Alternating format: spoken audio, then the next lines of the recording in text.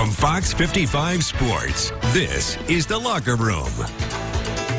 Evening, boys and girls, and welcome for the first time in a few weeks back inside The Locker Room. My name... Good to see you again. Good to see you too, bud. How you been? Good. How was your Thanksgiving?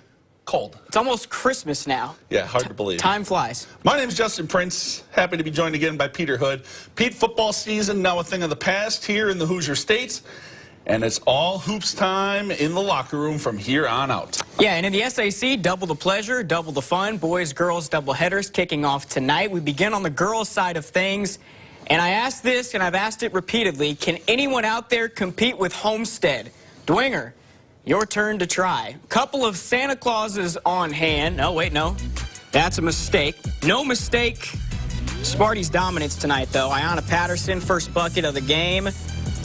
Bucket plus the foul. Show her the free throws. All right, I like it.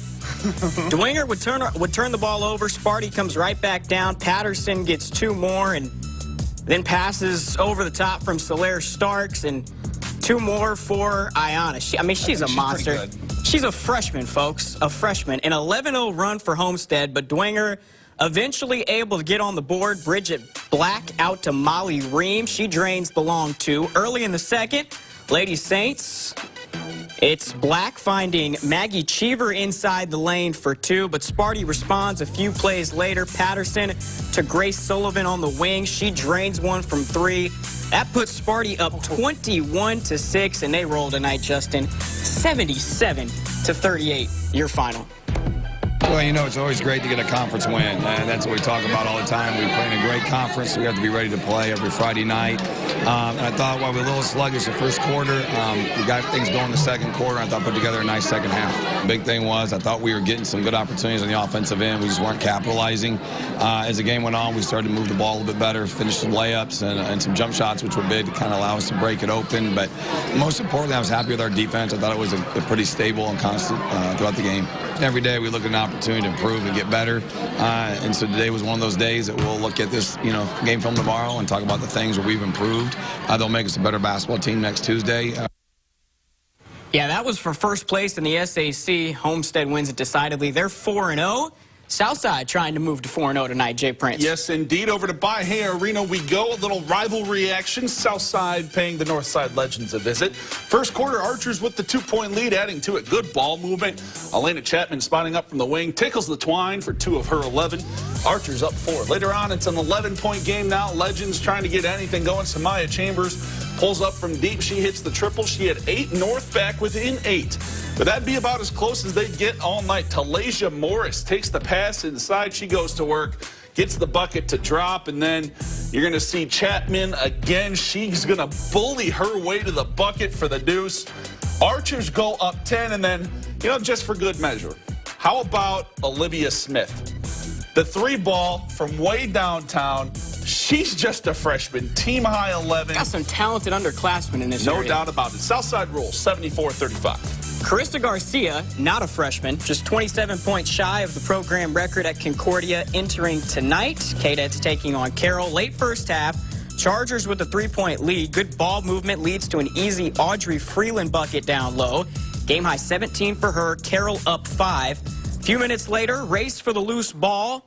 Chargers are able to get to it, and it ends up with Emily Parrott. And the Chargers are up 5 at halftime, but the second half belonged to the home team. Cece Calloway, the jab step to the bucket for 2 of her 4. That puts Concordia within 3. Later, down 1, Garcia, the 3-ball. Just 16, a quiet night for her. 16 points, that's a team high. Cadets have their first lead of the second half, and they never gave it back. London Betts drives the layup. She had it 4. Concordia goes up 8. And they go on to win. Low scoring, 43-34, your final there tonight. Let's head over to Northrop. Lydia Reinbold and the Bishop Luers Knights paying Destiny Jackson and the Bruins a visit. Knights come out of the gates quickly. They've got shooters everywhere. Dory Javins, one of them. Splat out. Moments later, more drive and kick from the Knights. Ring it up for Reinbold. Luers gets out to an 8-0 lead.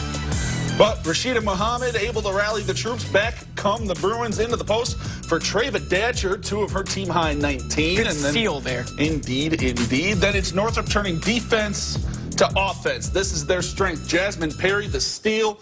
Destiny Jackson, the layup. She finishes with a double-double, 10 points, 12 boards, but it's not enough to beat Libby Beerbaum and the Knights on this night. Lures wins on the road, 64-57. Over at Snyder, 2 first-year head coaches going at it. Greg Addison and the Panthers hosting Lacia Gorman and Wayne, and yeah, it was that kind of night for Wayne. Gorman likes this, though. Kiana Reese, good on the pull-up jumper. Generals down just 8 at half, but the third quarter, all Panthers. Peyton Gorman's jumper rims out, but Nisha Anderson, she's a freshman too, Prince. 19 points for her. And then it's Delisha Davis. She had 10 on the night, 2 off of this steal. And then moments later, this isn't the same clip, I promise. It's just Davis doing her thing again. There's 2 more. Snyder ladies roll to their second win of the year, 64-27. So that'll do it for the ladies. We move on to the fellas now. And Pete, the SAC feels a lot more wide open than it did at this time last year. We thought Northside would run away with things a year ago. Carroll had other ideas. The Chargers, very good once again, but that championship, not going to be as easy to get. No, for sure. And an improved Northrop team is out there. Dwenger looks good. Of course, you can never count out Homestead. But, Prince, as we sit here right now, the Snyder Panthers look like the team to beat in the SAC this year. Already an impressive win over East Noble under their belts. Panthers back at home tonight to open conference play. So with that, let's head back to Snyder. Michael Ely and company taking on a new-look Wayne Generals team. A lot of new faces on the floor for the Baby Blue.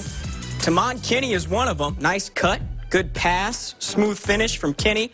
It's a 6-point game early in the second quarter, but Snyder goes on a run after that. Dylan Duff, Euro game, top notch. 2 of his 23 points.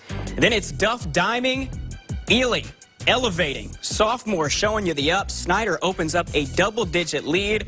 Give Wayne credit, man. They never went away. Battled all night. Michael Redding cans of 3. But Snyder is loaded. I mean, they are loaded. Weapons all over the place. Ely, the most talented of them all.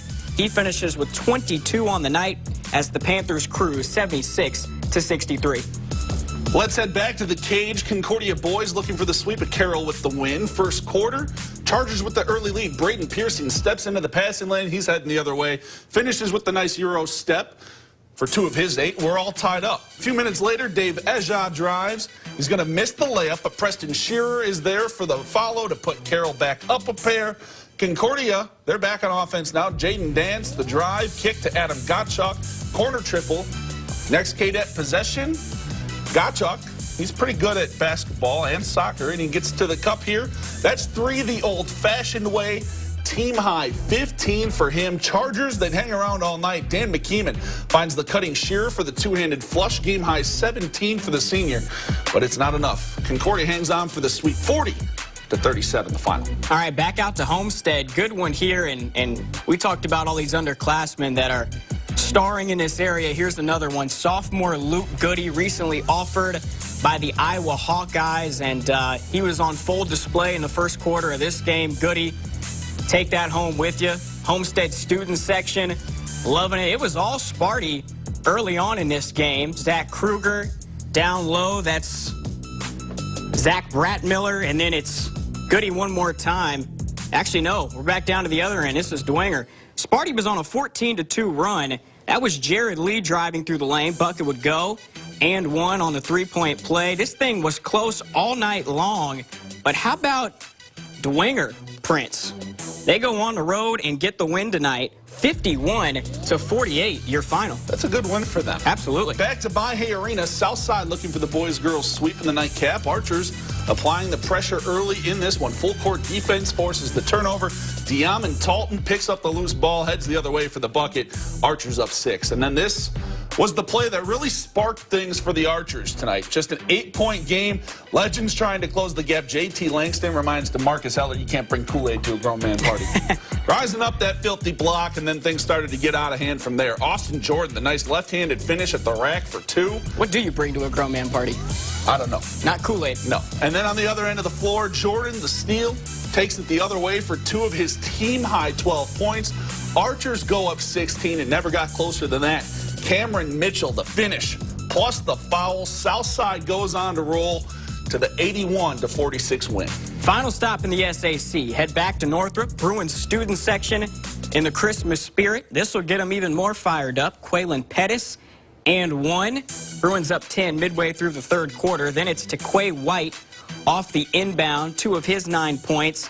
Lead is 13 at that point, but Fonzo White and the boys still had some fight left in him. Nayland Thompson, he's just a sophomore. He can play. Give him 3. Then another jumper in transition for Lures. This time it's Jalen Causey knocking it down. Knights get the lead down to 6, but Pettis and the Bruins able to hold them off 64-52. Northrop wins tonight.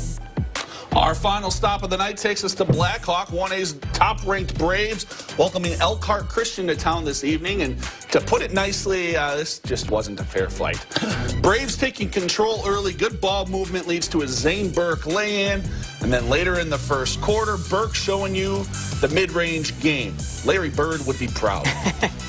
The Churubusco transfer finishes with 21 on the night. That's a bold comparison. A little bit. Blackhawk length causing problems, though, for another opponent. Braves turnover. Frankie Davidson deuce.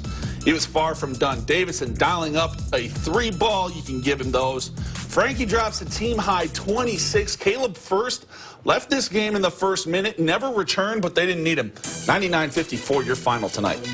Play of the night takes us back out to Snyder, and we'll be hearing from this duo an awful lot this year. Prince, guess who forgot the super again? Forgot the super again. That's on me. Dylan Duff looking up top for Michael Ely. 23 points from Duff, 22 from Ely. Panthers get the win over Wayne.